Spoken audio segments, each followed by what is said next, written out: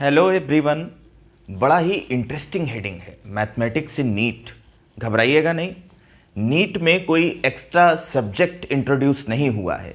यहाँ पर आज हम बात करेंगे सिर्फ बेसिक मैथमेटिक्स की, जिसके पार्ट 1 में डिस्कस करेंगे ट्रिग्नोमेट्री को। और ये सारी की सारी चीज़ें आपके लिए आने वाले एग्जाम्स में बहुत हेल्पफुल होंगी, क्योंकि आपको फिजिक्स केमिस्ट्री में प्रॉब्लम वहीं पर आती है जहाँ पर मैथमेटिक्स इन्वॉल्व हो जाता है। तो सबसे पहले बात करते हैं ट्रिग्नोमेट्री की। आप ट्रिग्नोमेट्री का नाम सुनते ही इतना तो समझ जाते हैं कि यार ये ट्राइंगल से रिलेटेड एंगल की स्टडी है। हालांकि ट्रिग्नोमेट्री इसके बाद भी बहुत कुछ है, लेकिन हमें वहाँ तक नहीं जाना। हमें बात करनी है सिर्फ इस ट्राइंगल की और इस थीटा से रिलेटेड ट्रिग्नोमेट्रिक रेशियोज की। सबसे पहले इस राइट एंगल ट्राइंगल में, जिसको हम समकोण त्रिभुज भी बोलते हैं, बी पर बना एंगल 90 डिग्री है। ए बी सी ये त्रिभुज के शीर्ष या फिर ट्राइंगल के वर्टेक्स बोले जाते हैं। ए पर जो एंगल बना दिख रहा है वो थीटा है। थीटा के सामने की साइड को ट्राइंगल का परपेंडिकुलर बोलते हैं। 90 डिग्री के सामने हाइपोटेनस होता है और बची हुई साइड बेस कही जाती है। हिंदी में परपेंडिकुलर यानी लंब, त्रिभुज का लंब, ठीक। H यानी त्रिभुज का कर्ण हाइपोटेनस और B यानी त्रिभुज का आधार, यहां पर ये मेंशन भी किया गया है। अब इन तीन चीजें कौन सी, P, H और B को लेते हुए हम कुछ रेशियो डिफाइन करते हैं जो ऑब्वियसली ट्राइंगल के एंगल थीटा से रिलेटेड हैं। इसलिए उन रेशियोज को नाम दिया जाता है ट्रिग्नोमेट्रिक रेशियोज। सबसे पहले बात आती है साइन थीटा की, और हम लोग यहां साइन थीटा लिखते हैं परपेंडिकुलर अपॉन हाइपोटेनस, यानी लंब बटे कर्ण, ठीक है। अब P upon H sine theta लिखा तो यार H अपॉन P एक दूसरा रेशियो होगा, लेकिन हम देख पा रहे हैं P upon H upon P का रेसिप्रोकल है। H अपॉन P को दूसरा नाम दिया और लिखा गया कॉसेक थीटा। ये बात हमें इजीली समझ में आती है, मालूम भी है, होनी भी चाहिए। फिर इन दोनों को ध्यान से देखें तो कॉसेक थीटा को रिलेट किया जा सकता है साइन थीटा से, और हम देख पाते हैं कि कॉसेक को लिखा जाएगा 1 अपॉन साइन थीटा। पहला रिजल्ट ये जो हमें याद रखना है, ठीक है। दूसरी बात, इसी तरह से ट्राइंगल थीटा से रिलेटेड एक दूसरा ट्रिग्नोमेट्रिक रेशियो डिफाइन किया गया, जिसको आप बोलते हो कॉस थीटा। तो भाई लिखते हैं कॉस थीटा। ये क्या होगा, ये होगा बेस अपॉन हाइपोटेनस, यानी आधार बटे कर्ण। इसका मतलब H अपॉन B को हमें दूसरा नाम देना पड़ेगा, और वो दूसरा नाम क्या दिया गया, वो दिया गया बेटा सेक थीटा, ठीक है। आप देख पा रहे हो ना, सेक थीटा क्या है, कॉस थीटा का रेसिप्रोकल। तो यहां पर इस बात को लिखा जाए कि सेक थीटा जो है that is 1 upon cos theta. तो इसमें आपको कोई भी प्रॉब्लम आने वाली नहीं, आपको पहले से ही ये सारी चीजें आती हैं। इसी तरह से तीसरा टेन थीटा होता है, और टेन थीटा कैसे आएगा, साइन को कॉस से डिवाइड कर दीजिए या लिख दीजिएगा P अपॉन B, लंब बटे आधार, परपेंडिकुलर डिवाइडेड बाय बेस। यहां पर B अपॉन P ये हो गया बेटा कॉट थीटा, ठीक है। अब आप देख पा रहे हो ना, कॉट थीटा क्या है, 1 अपॉन टेन थीटा। तो यहां पर इस बात को लिखना बिल्कुल ना भूलें। कॉट थीटा क्या है बेटा, ये 1 अपॉन टेन थीटा है। समझ आया। तो ये तीन चीजें हमें याद रहनी चाहिए, हमेशा याद होती हैं। लेकिन फिजिक्स में कुछ अलग सी बात आती है, वो इस एंगल को, पता नहीं फिजिक्स वालों को बहुत प्यार होता है, 37 लिखते हैं, कभी 53 लिखते हैं। खासकर मैकेनिक्स के क्वेश्चन में 37, 53 इन्हीं के साइन और कॉस की बात होती है। तो इस बात को हम लोग यहां अलग से मेंशन कर लें, गड़बड़ ना हो। साइन 37 डिग्री वैल्यू होती है 3/5, 3/5, और कॉस 37 डिग्री होता है 4/5, ठीक। यानी जब ये एंगल 37 डिग्री हो जाएगा तो परपेंडिकुलर अपॉन हाइपोटेनस 3/5 होगा, बेस अपॉन हाइपोटेनस 3/5 की बजाय 4/5 होगा। उल्टा ना कर देना। और यहां पर आप देख रहे हो ना, 37 लिखेंगे जब हम थीटा को, तो P हो जाएगा 3, B हो जाएगा 4 और H हो जाएगा 5। ठीक है, पाइथागोरस थ्योरम आप सबको आती है। हम देख पा रहे हैं कि हाइपोटेन्यूस यानी कर्ण का square this is equal to आधार का स्क्वायर प्लस लंब का स्क्वायर यानी परपेंडिकुलर का स्क्वायर। तो इतनी बात यहां पर कंप्लीट हुई। ये 3 इंपॉर्टेंट बातें हम लोग ने इसमें सीखी। आते हैं नेक्स्ट पेज पर, और अगले पेज पर हमें इन ट्रिग्नोमेट्रिक रेशियोज की वैल्यू दे रखी है जो आपके लिए बहुत यूजफुल हैं और सभी को नॉर्मली याद होते हैं। कौन कौन सी बातें हैं? कुछ एंगल ऊपर दिए गए 0 degree, 30 degree, 45 degree, 60 degree, 90 degree, और नीचे इसके साइन 0, 1/2, 1/√2, √3/2, 1, cos 0 1 उल्टा होता है, यहीं से शुरू कर दें, उल्टे डायरेक्शन में लिखें 1, √3/2, 1/√2, 1/2 और 0। tan 0 की वैल्यू 0, साइन को cos से डिवाइड करने पर आएगी।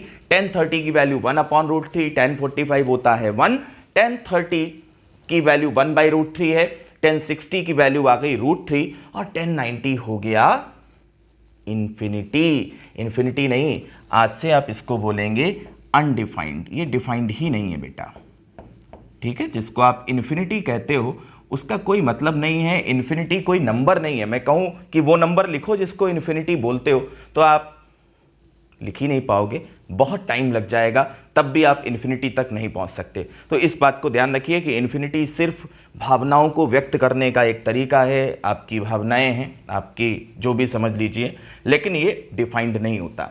दूसरी बात, साइन 90 की वैल्यू 1, कॉस 90 की वैल्यू 0। ये हम लोग अक्सर भूल जाते हैं, इसको पक्का करिए, याद रखिएगा। फिर देखते हैं एक बहुत इंपॉर्टेंट इंफॉर्मेशन कि साइन थीटा जो भी होता है ना, ध्यान रखिए, ये सिर्फ आपके लिए बेसिक मैथ्स है, आपके रिवीजन के लिए। साइन थीटा की वैल्यू जो होती है वो -1 से +1 तक वेरी करती है, यानी मिनिमम वैल्यू हुई -1 और मैक्सिमम हुई 1। अगर मैं कहूं साइन थीटा की वैल्यू 2 कब होगी तो ढूंढने ना लगना, वो नहीं होगी, क्योंकि साइन थीटा 1 तक ही जा सकता है। इसी तरह से कॉस भैया साइन का छोटा भाई है, या समझ लो ट्विंस हैं, ऐसे ही रहेगा -1 से +1, कोई प्रॉब्लम नहीं। तो ये 3 चीजें आपको याद रखनी है, ठीक है, याद रखिए। अब उसके बाद बात आई कि कई बार हम लोग एंगल को डिग्री की बजाय π/2, 3π/2 ऐसा लिखा देखते हैं। तो ये चक्कर क्या है, इस बात को समझ लें। देखो होता क्या है, कोई भी एक आर्क है, यहां पर सेक्टर है, ऐसे करके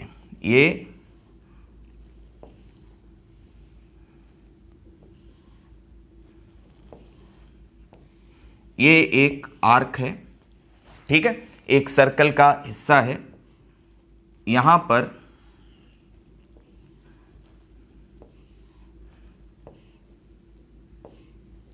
हमने एंगल बनाया थीटा, ये लिखा A,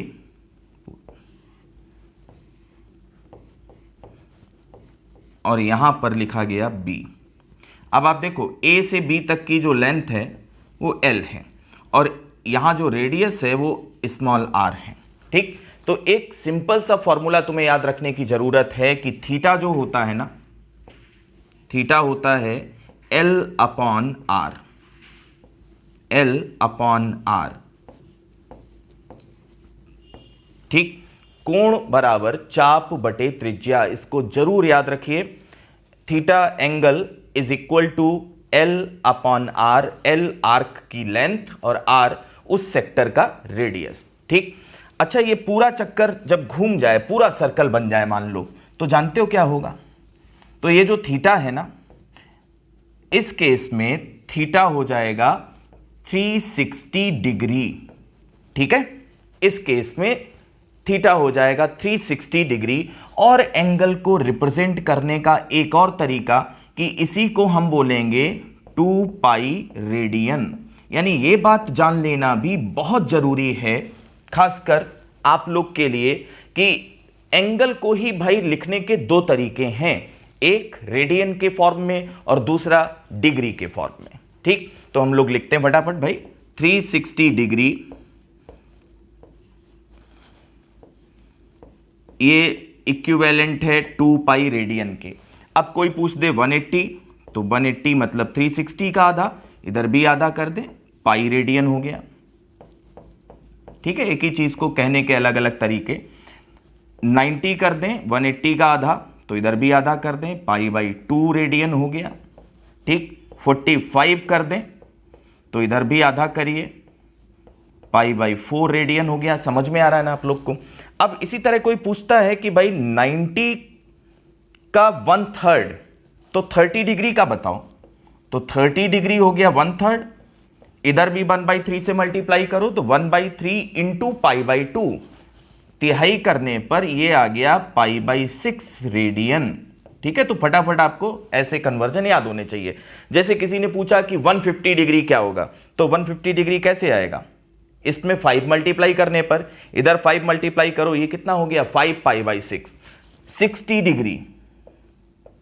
तो 60 डिग्री यानी 30 का डबल, 2 टाइम्स, 2 से मल्टीप्लाई करें और आप देख पाएंगे कि ये एंगल बन रहा है पाई बाई 3 रेडियन। तो बात समझ में आ गई। एंगल मेजरमेंट के 2 तरीके, दोनों आपके लिए बहुत यूजफुल, बहुत हेल्पफुल। पहला जब आप एंगल डिग्री में लिखते हैं, और दूसरा ये पूरा एक चक्कर जब आप काट लेते हो तो कहा जाता है कि भाई ये 2 पाई रेडियन के बराबर है। तो इस तरह की चीजें भी आपको बहुत हेल्पफुल होने वाली हैं। ठीक, अब उसके आगे की बात करते हैं। देखो क्या है, यहां पर ये सारे एंगल हमको मालूम हो गए। अब नेक्स्ट पेज पर कुछ और एंगल्स दे रखे हैं, और तुम्हें ध्यान में ये बात आ गई होगी कि अब ये जितने भी एंगल हैं ये 90 से बड़े चले गए हैं, 90 से ऊपर चले गए। तो इसके लिए हमें कुछ बातें समझ लेनी चाहिए। चलिए यहां पर हम सबसे पहले आपको समझाते हैं कि ये एंगल आखिर कैसे रिप्रेजेंट किए जाएं। देखो भाई, ये हमारा इनिशियल लाइन, मतलब जितनी भी कहानी होगी सारी की सारी इसी लाइन से कहनी होगी। देखो ये हमारा इनिशियल लाइन है, एक्स एक्सिस कह दें इसको, ये वाई एक्सिस हो गया। और अगर हमसे कहा जाए कि 60 डिग्री रोटेशन शो करिए, तो क्या करते हैं, इनिशियल लाइन से 60 डिग्री एंटी क्लॉकवाइज सेंस में चलेंगे। +60 बोला ना, +60 मतलब एंटी क्लॉकवाइज। तो ये कन्वेंशन है, आप इसको जैसे है वैसे ही रखें।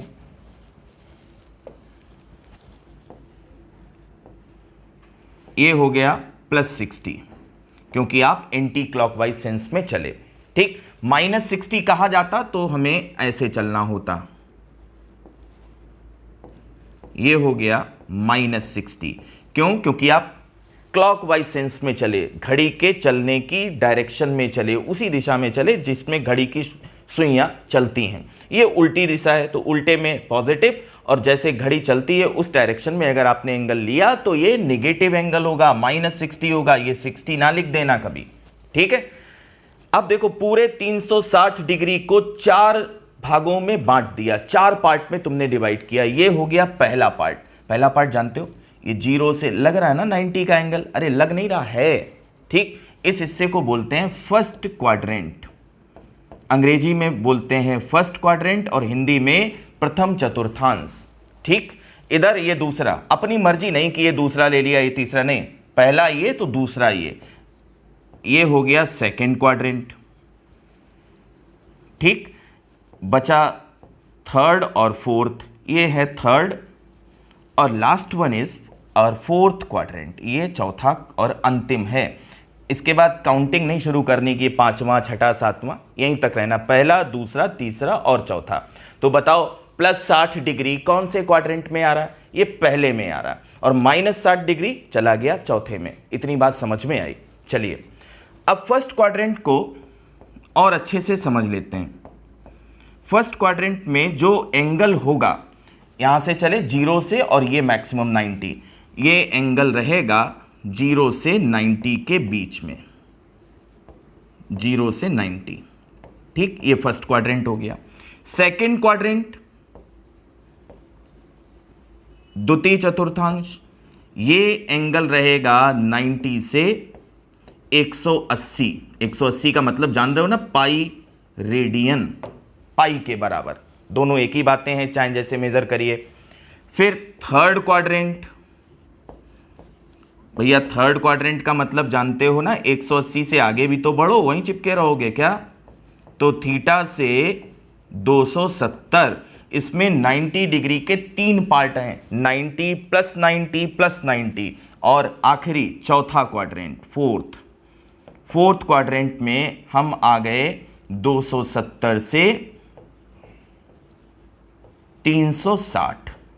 एक बात बिल्कुल ध्यान से समझ लेनी चाहिए, 0 से चले थे और 360 यानी पहुंच तो वहीं गए, तो चाहे आप यहां पर 360 को शामिल करें या ना करें, वो पॉइंट ऑलरेडी आप ऊपर शामिल कर चुके हो। समझ लीजिए इस बात को भी। जैसे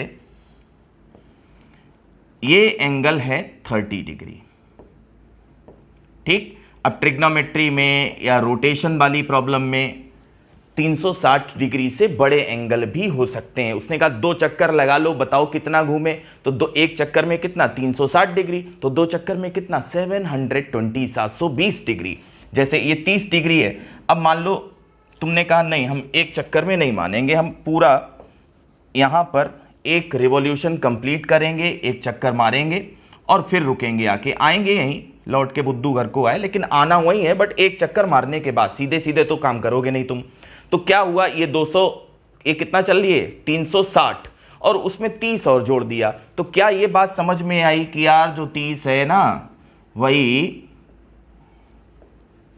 360 प्लस 30 भी है, यानी 390 और 30 डिग्री में कोई फर्क नहीं है, सेम जगह आ गए, ठीक।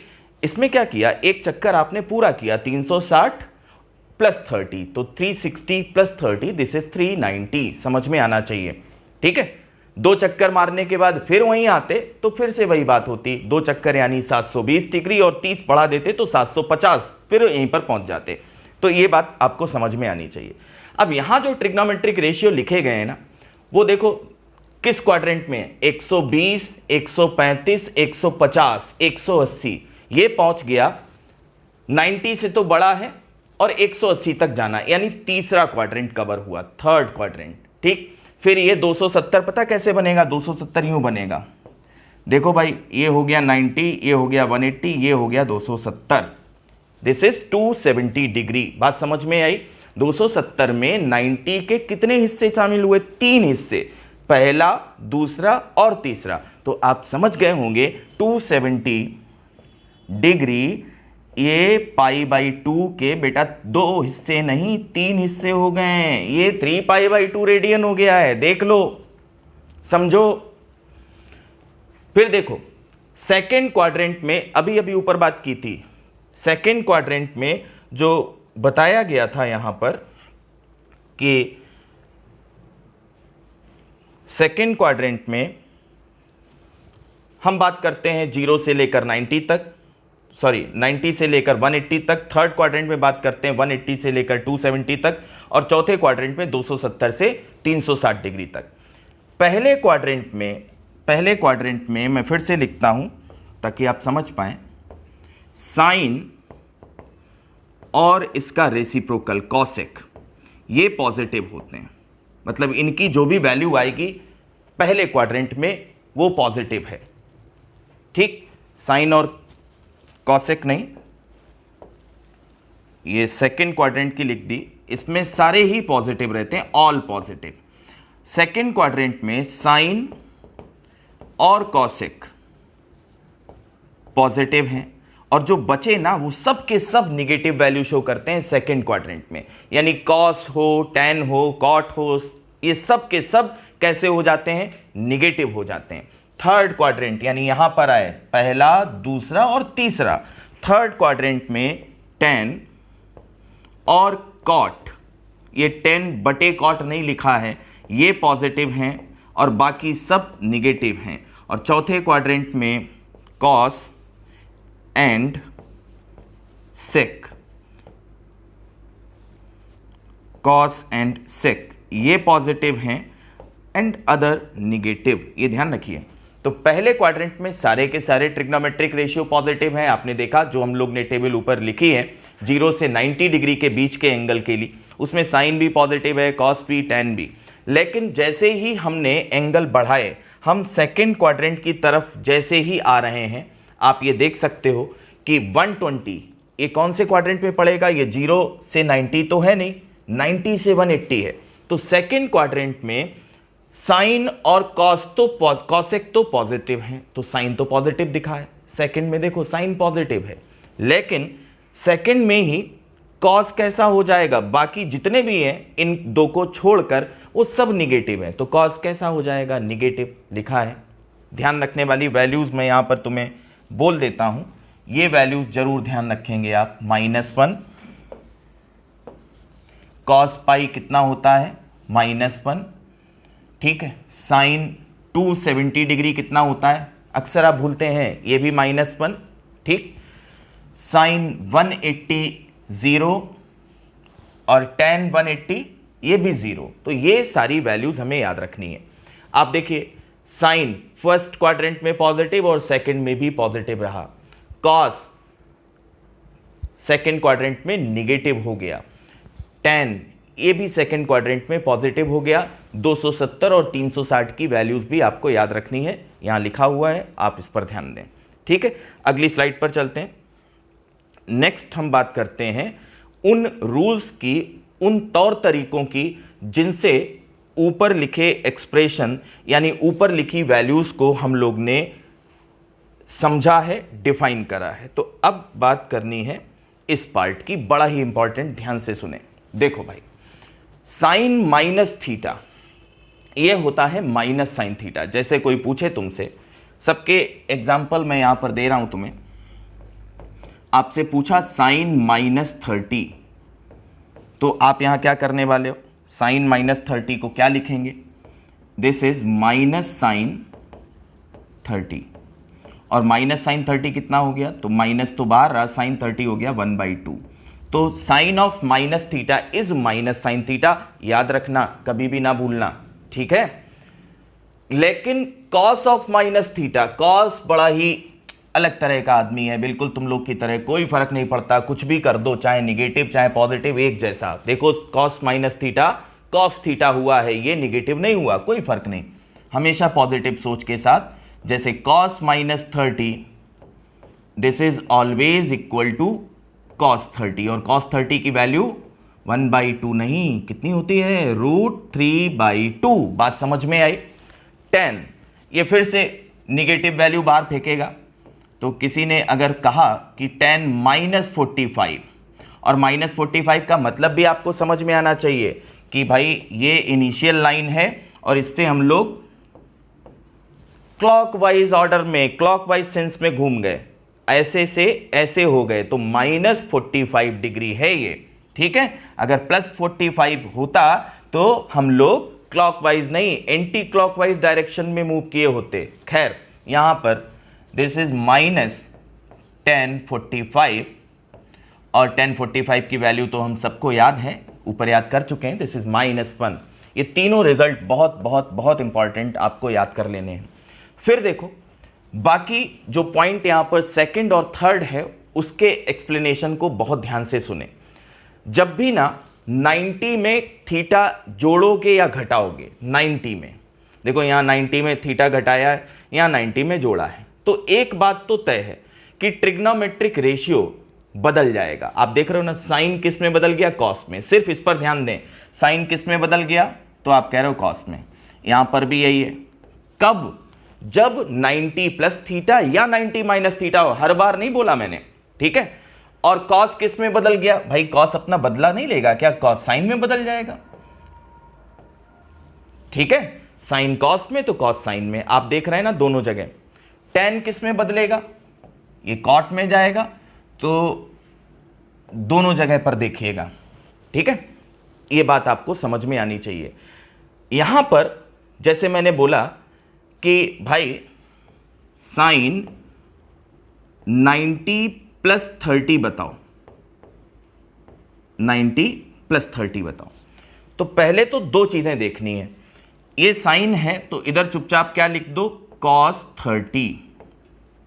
आपने देखा 90 गायब हो गया पिक्चर से। Sine 90 + theta is cos theta. ध्यान से सुनिएगा, ठीक, बात समझ में आई। अब सेकेंड क्वाड्रेंट में रहा ये एंगल 90 प्लस 30 120 हो गया ना, तो सेकेंड क्वाड्रेंट में साइन कैसा होता है बोलो, अभी ऊपर पढ़ के आए हो, सेकेंड क्वाड्रेंट में साइन होता है निगेटिव, यहां माइनस साइन लगेगा, ठीक, सही है ना, यही पढ़ा था ऊपर। साइन सेकेंड क्वाड्रेंट में निगेटिव होता है कि पॉजिटिव, ध्यान दो भाई, ये निगेटिव नहीं होता है, ये पॉजिटिव होता है, यहां गड़बड़ होगा, कॉस निगेटिव होता है। तो इन सारे पॉइंट्स को ध्यान में रखते हुए बात करें तो ये हो गया cos 30। इसी तरह से cos 90 प्लस थीटा, तो cos साइन में चेंज होगा, लेकिन ये कौन से क्वाड्रेंट में है, तो ये जो एंगल है वो पहुंच गया 90 से बड़ा हो गया सेकंड में, और सेकंड में cos कैसा हो गया निगेटिव, इसलिए माइनस साइन।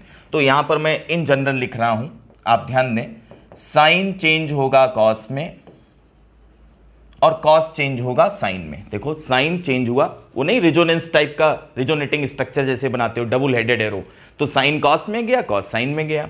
ऐसे ही tan भागा cot में और cot भाग गया tan में, ये भी बात हमें समझ में आ गई। जब 90 प्लस माइनस थीटा का फॉर्म हो, ठीक। और दूसरी बात, जो आउटकम है इसको ऐसे लिखें, प्लस और minus before outcome is decided according to quadrant, ध्यान से समझें, in which angle 90 plus minus theta lies. तो ये पॉइंट आपको ध्यान रखना है, मैं समझा देता हूं। जैसे मुझे लिखना था cos 135 डिग्री, ठीक है, तो cos 135 क्या ऐसे लिख सकते हैं 90 प्लस 45, 45 तो हमको आता है, तो इसको लिख दिया इसने cos 90 प्लस 45, और जैसे ही अपन लोग ने 90 प्लस थीटा देखा, अरे वाह मजा आ गया। क्यों? क्योंकि 90 में कुछ जोड़ो या घटाओ, cos किस में चला जाएगा, साइन में, चुपचाप लिख दिया साइन 45। अब देखो यहां कहा गया है कि जो वैल्यू हमें मिली उसके आगे प्लस या माइनस साइन लगाना है। तो यार 135 डिग्री कौन से क्वाड्रेंट में है भैया, ये सेकंड क्वाड्रेंट में है, द्वितीय चतुर्थांश में है, और सेकंड क्वाड्रेंट में cos कैसा होता है, सेकंड में निगेटिव होता है, याद है ना। तो सेकंड क्वाड्रेंट में cos निगेटिव होता है, तो बाहर एक माइनस साइन मार दो, ठीक। तो वैल्यू कितनी आ गई, वैल्यू आ गई माइनस का 1/√2, ऊपर आप देख सकते हो, ठीक। इससे पहले वाली स्लाइड में जो वैल्यू हम लोग ने लिखी है उसको मैं तुम्हें चेक कराता हूं। cos 135 की वैल्यू, cos 135 माइनस 1/√2, ये इसी नियम से आई है, ध्यान से सुनिएगा, ठीक, बात समझ में आ गई। तो सिंपल सी बात, जब 90 कुछ जोड़ें या घटाएं, 90 में कुछ जोड़ें या घटाएं, तो आप ट्रिग्नोमेट्रिक रेशियो साइन का cos, cos का साइन, tan का cot, cot का tan, और उसके पहले जो साइन होता है, जैसे यहां आप -45 भी लिखते। जैसे एक और एग्जांपल लेते हैं, देखो भाई, हम यहां पर एक और एग्जांपल देते हैं तुम्हें, tan 90 प्लस 45, तो 90 प्लस 45 सेकेंड क्वाड्रेंट में गया, ध्यान से सुनिए। और सेकेंड क्वाड्रेंट में tan कैसा होता है, tan तो निगेटिव होता है, सेकेंड क्वाड्रेंट में tan निगेटिव होता है, तो बाहर एक माइनस साइन मार दो, ठीक। और फिर tan, ये थीटा लिखा है, इस साइन से मतलब नहीं है कि प्लस है या माइनस है, यहां माइनस हो या प्लस हो कोई फर्क नहीं, ठीक। tan सेकंड में निगेटिव होता है तो माइनस, और tan किस में चेंज हो गया, cot में, cot 45, तो बात बन गई। बात समझ में आई, ध्यान से सुनो।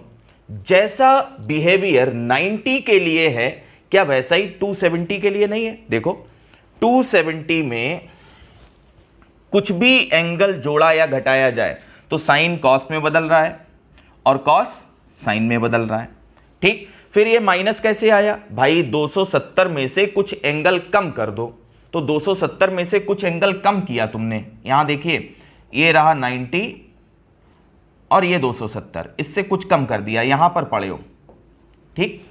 ये कौन सा क्वाड्रेंट है, 270 माइनस थीटा, थर्ड। और थर्ड में साइन कैसा होता है, साइन उस एंगल का जो तीसरे क्वाड्रेंट में निगेटिव होता है ना, तो बाहर एक माइनस साइन मारो।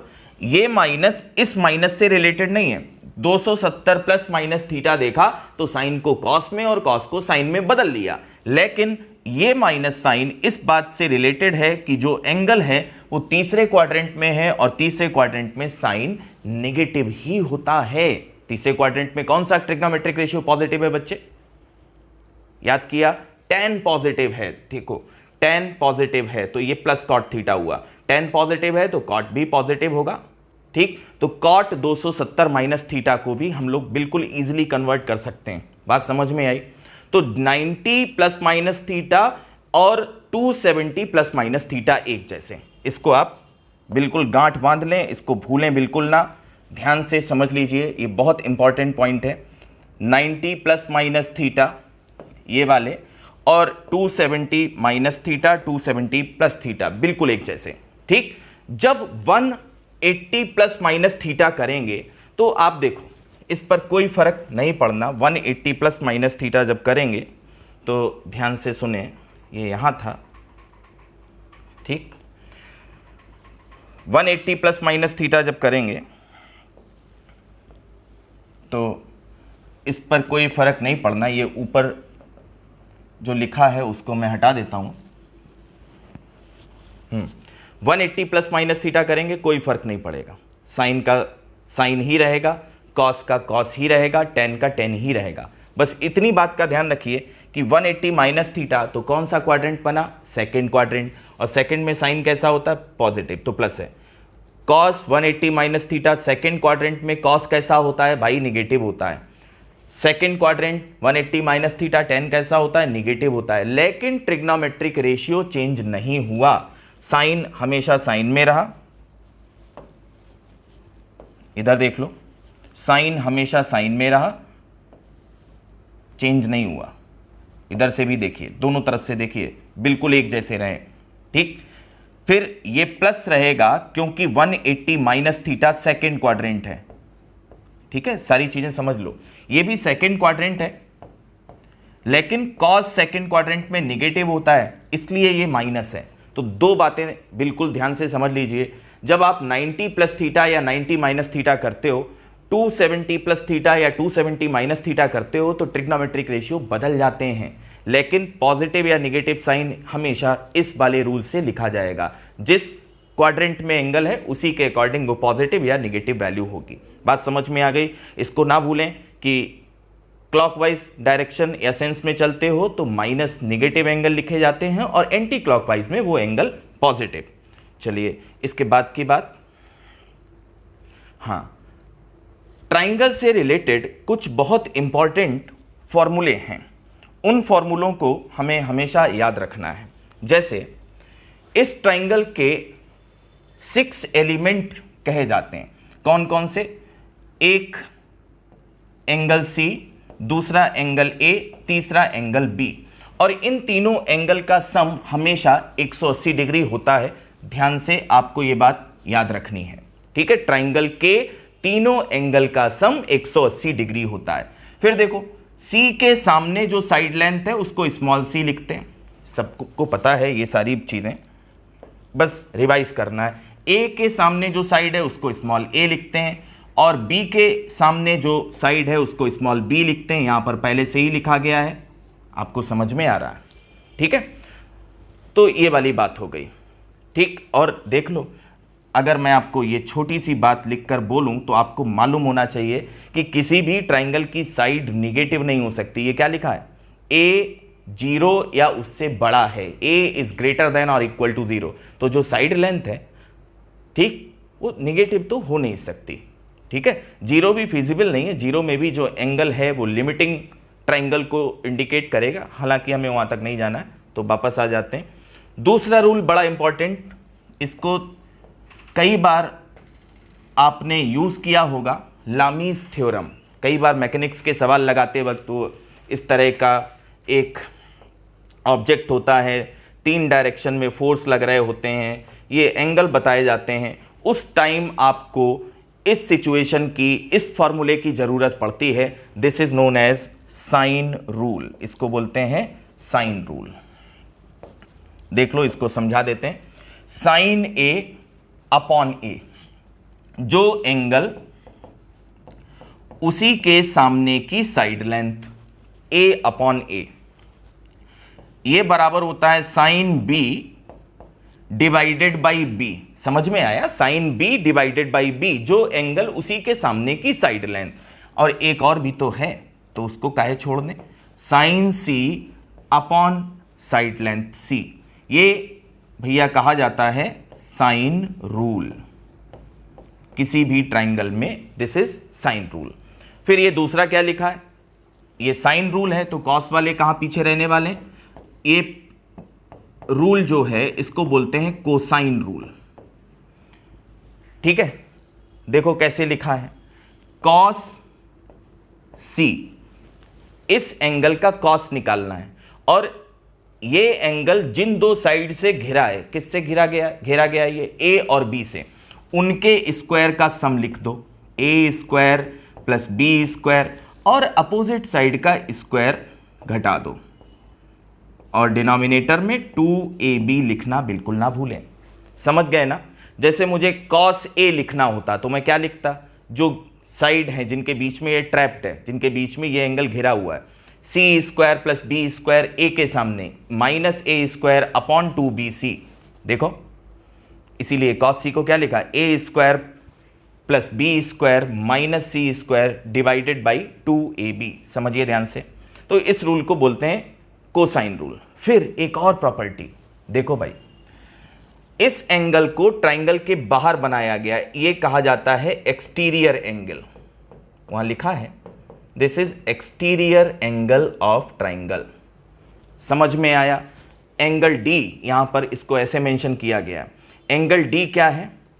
एंगल डी के अपोजिट जो साइड है उस पर बने एंगल का सम, यानी d जो है वो क्या लिखेंगे, a प्लस सी।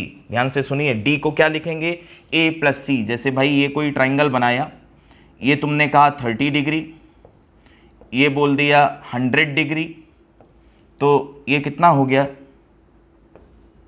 ये हो गया कितना भाई, ये हो गया 30 प्लस 100, 130 डिग्री। देखो यही रूल लगा है। ठीक है, ध्यान से सुनिए, एक्सटीरियर एंगल, इनका जो सम है वो अपोजिट साइड पर बने इंटरनल एंगल जो ट्राइंगल के अंदर बन रहे हैं, वो एक्सटीरियर है, वो बाहर बन रहा है, उनके सम के बराबर होता है। तो ये रूल भी आपको याद रखना है। पांचवा, ये फॉर्मूला आपने 10th में जरूर पढ़ा है, दिस इज हीरोन्स फॉर्मूला, सबको मालूम है। एस क्या है? एस किसी भी ट्राइंगल में, एक ट्राइंगल ड्रॉ कर लेते हैं, ये ए है, ये बी है, और ये वर्टेक्स C है। तो A के अपोजिट जो साइड लेंथ है वो A, C के अपोजिट C, और B के अपोजिट B। तो यहां पर जो A plus B plus C होता है ना, A plus B plus C, इसको बोलते हैं 2S, जो यहां लिखा गया है, दिस इज। और S जो है कितना हो गया, वहां से आप देख पा रहे हो, A plus B plus C, इसको बोलते हैं A plus B plus C। ये क्या है, पेरीमीटर ऑफ ट्राइंगल, त्रिभुज का परिमाप। सारी साइड लेंथ को जोड़ दो, इस ट्राइंगल के स्ट्रक्चर को बनाने में जितनी लेंथ लगी वो टोटल, वो क्या है, 2s। ठीक, तो s तो उसका आधा है, तो s का नाम भी आधा कर दें, semi perimeter. This is semi perimeter of triangle ABC। ध्यान रखें, ये फॉर्मूला आपने पढ़ा है, इसमें कोई खास बात नहीं है, बट ये 5 रिजल्ट बड़े ही इंपॉर्टेंट हैं, इनको जरूर याद रखें अगर आपको अपने फिजिक्स में अच्छे मार्क्स चाहिए तो। और होपफुली हम सबको ही अच्छे मार्क्स चाहिए। जितना ये आपके लिए इंपॉर्टेंट है उतना ही सारे लोगों के लिए इंपॉर्टेंट है जो आपसे जुड़े हैं। देखिए नेक्स्ट, हाँ, ये कुछ एलिमेंट्री फॉर्मूले हैं जो हम सबको मालूम होते हैं। जैसे यहां पर जो ट्राइंगल हम लोग ने बनाया था, याद करिए, ये पॉइंट बी, ये ए, ये सी, ये थीटा, थीटा के सामने परपेंडिकुलर, 90 के सामने हाइपोटेनिस और बचा हुआ बेस, सबको मालूम है।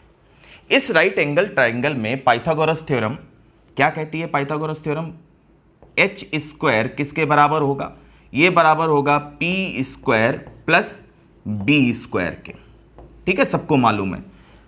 यानी कर्ण का स्क्वायर आधार के स्क्वायर और लंब के स्क्वायर, लंब के वर्ग के सम के योगफल के बराबर होता है। जो भी आप कहें, हिंदी में अंग्रेजी में दोनों में बोल दिया। अब आप पूरी इक्वेशन को एच स्क्वायर से डिवाइड कर दो, तो p अपॉन एच का square plus b upon H का स्क्वायर, और एच स्क्वायर से डिवाइड करने पर बना कितना? 1। दिस इज, हमने क्या किया है? We are dividing whole equation by H square, hypotenuse के स्क्वायर से डिवाइड कर दिया, काम ही खत्म। अब p अपॉन एच क्या हो गया? कुछ नहीं, ये हो गया साइन स्क्वायर थीटा, ये हो गया कॉस स्क्वायर थीटा, और उनका सम 1 हो गया। तो इसको बोलते हैं ट्रिग्नोमेट्रिक आइडेंटिटीज। ये रिजल्ट हमें याद रखने हैं। किसी भी एंगल के लिए ये वैलिड हैं। इसमें थीटा को 270, 570, 670, 30 डिग्री, 50 डिग्री, कुछ भी आप रख सकते हैं। तो इस बात का ध्यान रखना है। ये 3 रिजल्ट बहुत इंपॉर्टेंट, ट्रिग्नोमेट्रिक आइडेंटिटीज। अब तुम पूछोगे ये कैसे आया, क्योंकि इतने से समझ में तो आया नहीं, तो समझिएगा। अब जो इक्वेशन हमें मिल गई, sine square theta plus cos square theta equal to 1, ऐसा करते हैं ना, इसको कॉस स्क्वायर थीटा से डिवाइड कर देते हैं। तो देखो, sine square theta upon cos square theta plus cos square theta upon cos square theta 1 upon cos square theta. तो ये कितना हो गया? ये हो गया tan square theta plus 1 equal to sec square theta.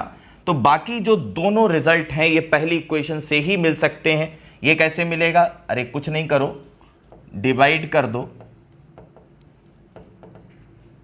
By sine square theta, और last वाला रिजल्ट कैसे मिलेगा? कॉस स्क्वायर थीटा से डिवाइड कर दीजिए। बात समझ में आ गई? फटाफट बढ़ते हैं अगले पेज पर।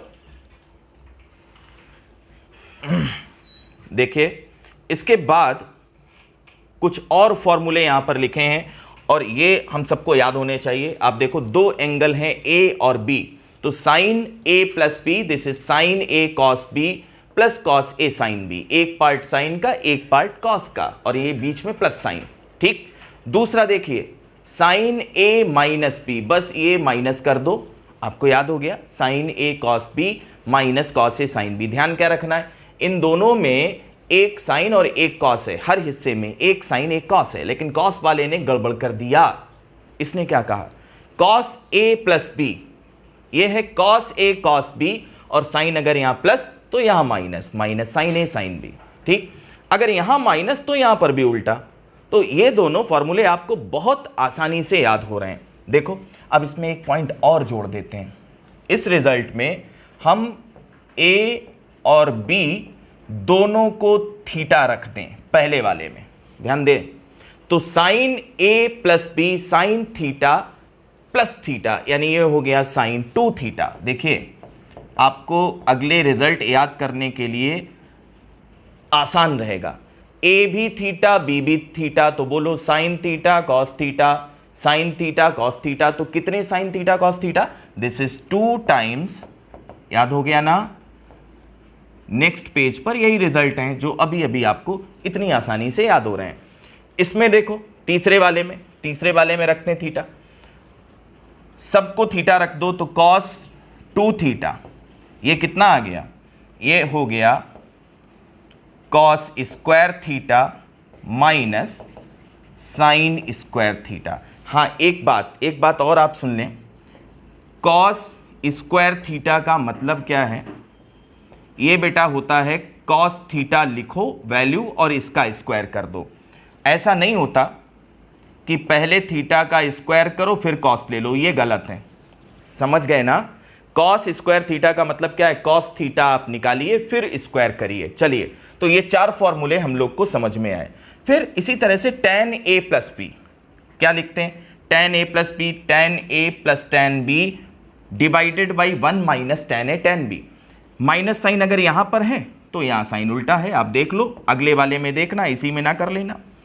देखो tan a minus B, tan a minus tan b divided by 1 plus tan a tan b। अब इस रिजल्ट में यानी रिजल्ट नंबर 5 में हम फिर से यही काम कर रहे हैं।